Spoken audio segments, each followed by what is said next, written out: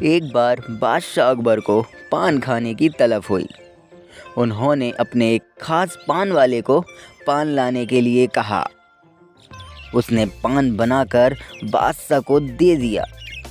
बादशाह ने चुपचाप पान खाया और उस पान वाले को अगले दिन आधा किलो चूना दरबार में लेकर आने को कहा।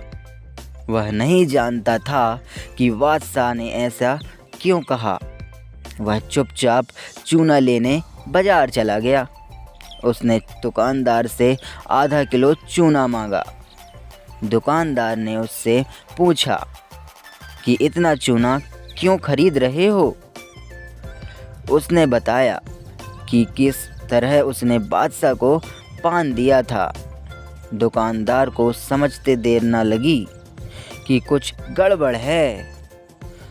उसने पान वाले को समझाया कि दरबार में चूना लेकर जाने से पहले बहुत सारा घी पीकर जाना।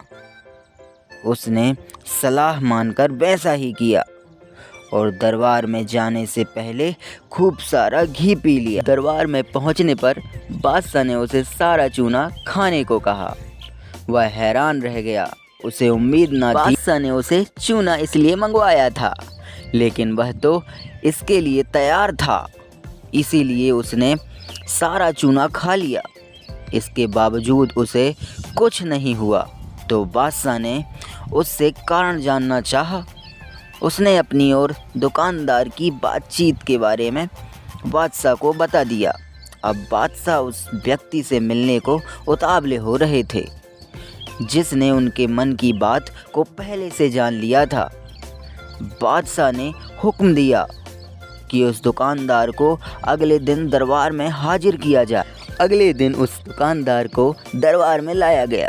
बादशाह ने उससे पूछा कि वह उसके मन की बात को कैसे समझ गया।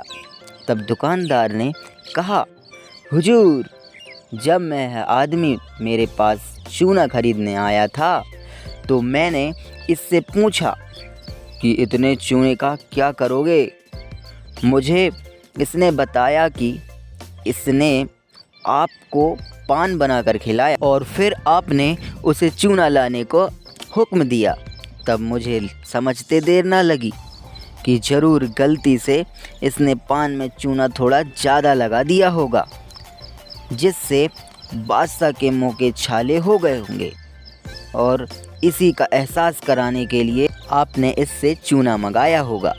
मैंने इसे सलाह दी कि दरबार में जाने से पहले घी पीकर जाना, जिससे अगर तुम्हें चूना खाना भी पड़े तो उसका असर कम हो जाएगा। यह दुकानदार और कोई नहीं बल्कि बीरबल जी थे।